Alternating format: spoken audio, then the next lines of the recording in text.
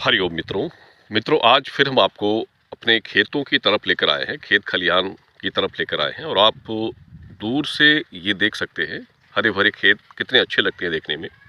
और देखिए, कई लोग होते हैं जैसे कुछ मानसिक तनाव, मानसिक प्रवृत्ति अगर आपकी थोड़ा सा कुछ परेशानियों से, कोई भी जैसे घर हो, ऑफिस हो, अन्य प्रकार की जो चिंताएं आपके मन में घर कर देती हैं, तो ऐसे लोगों को चाहिए कि आप हरियाली जहाँ आपको लगे, जहाँ खेत खलियान हो, हरे भरे बाग हो, वहाँ जाकर कुछ समय वक्त अपना बिताना चाहिए।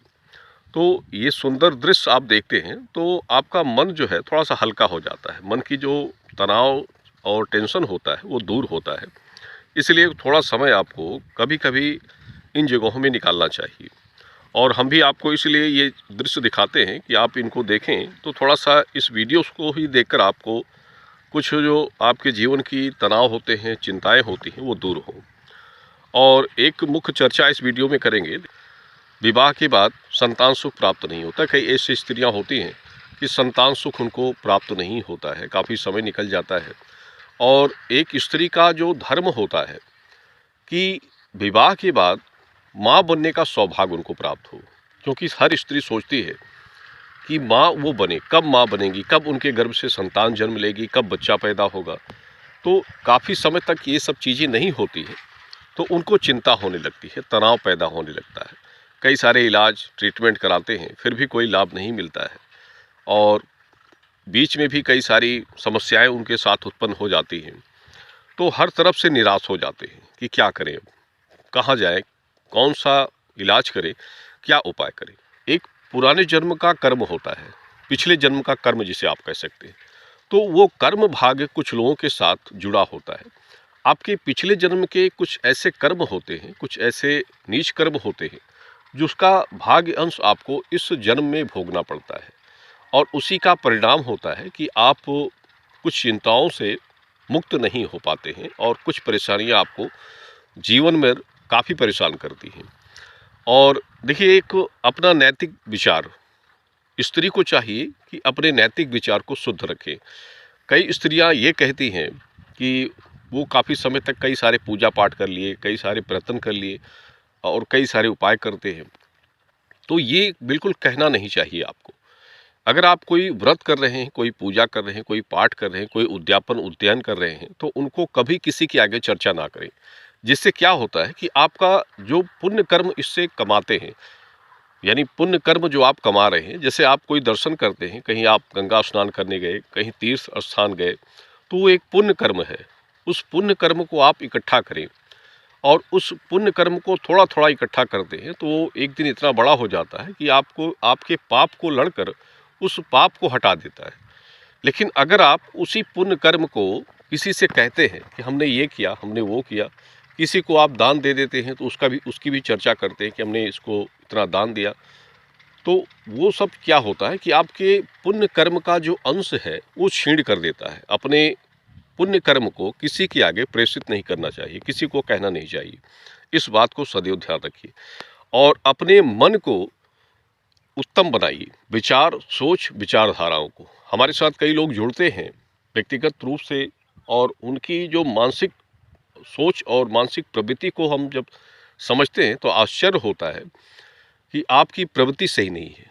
देखिए, जो भी चीज़ें होती हैं, जैसे कई लोगों की हम कुंडलियाँ देखते हैं, कुंडलियों में भी कमियां होती हैं और उसके कारण भी ये समस्याएं होती हैं। कई लोगों का लग्न पंचमेश सही नहीं होता है, लग्न पंचमेश के ग्रह सही नहीं होते हैं, बुरे ग्रहों की छायाएं होती हैं। इसका कारण होता है कि आप संतान सुख प्राप्त नहीं कर पा रहे हैं, योग नहीं बन रहा है, गर्भ ठहरता है, स्थिर होता है लेकिन खराब हो जाता है।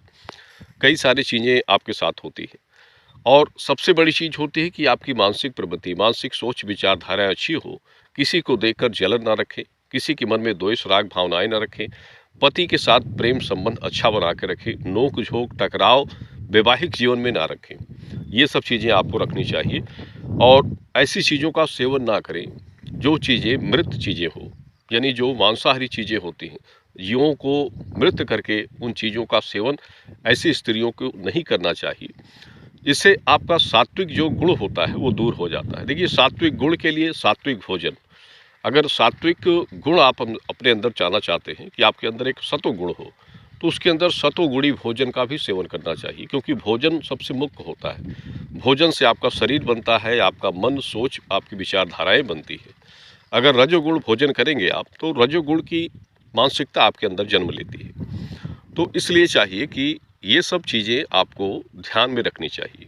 और हम तो ये चाहते हैं कि हर स्त्री जो विवाह के बाद जिनको संतान प्राप्त नहीं हो रही, ईश्वर उनको संतान सुख दे, उनके दुख को दूर करे, किसी भी तरह से उनकी समस्याएं दूर हों। लेकिन आप भी प्रयास करें कि आप अपने कर्म को थोड़ा-सा सही रखिए, अपने कर्म को सही रखें, अपने से बड़ों का सम्मान करें, आदर करें, गुरु ब्राह्मणों की सेवा करें, छोटे बच्चों की सेवा करिए। छोटे बच्चों को सेवा करते हैं तो उनका आशीर्वाद आपको प्राप्त होता है। पशुओं के पशु जो होते हैं उनके बच्चों की सेवा करते हैं तो आपको आशीर्वाद प्राप्त होता है। देखिए, पूजा पाठ से बड़ा अपना जीवन का कर्म होता है। कोई व्यक्ति कभी पूजा पाठ नहीं करता हो, अगर कोई व्यक्ति कभी पूजा पाठ नहीं करता हो, तो क्या वो पूजा पाठ नहीं करेगा तो उसके अंदर पुण्य कर्म नहीं है? ऐसा नहीं होता है। अगर पूजा पाठ करने से पुण्य कर्म हो, तो कई लोग होते हैं दिन भर पूजा पाठ करते हैं, वो तो पूरे भगवान का रूप हो जाते हैं।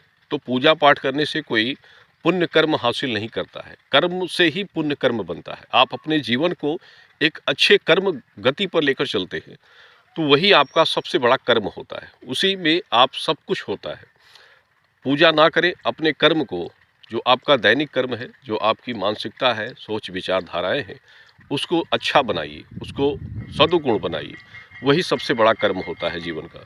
भगवान को याद करिए, ईश्वर को याद करते रहिए, किसी भी क्षण कहीं भी हो, ईश्वर का स्मरण कर लीजिए। बस यही सबसे बड़ी पूजा होती है, मन की शक्ति होती है और इसी से आप जीवन में हर वो सुख प्राप्त कर सकते हैं, जो आप प्राप्त करने की इच्छा रखते हैं। और यही हमारी एक विशेष आप सभी के लिए कुछ बातें थी बतानी आपको, और उनसे यही कहेंगे कि निराश ना हो, निराश होने से जीवन में कभी कोई लक्ष्य प्राप्त नहीं होता है। संघर्ष करिए और परिश्रम करिए और संतोष और धैर्य रखिए। कई ऐसे लोगों को हमने देखा है कि काफ़ी समय के बाद बच्चा हो जाता है, कुछ संघर्ष करने पड़ते हैं, कुछ परिश्रम करने पड़ते हैं, कुछ उपायों को करना पड़ता है। तो इसके लिए परेशान ना होइए। धन्यवाद मित्रों, शुभ मंगल।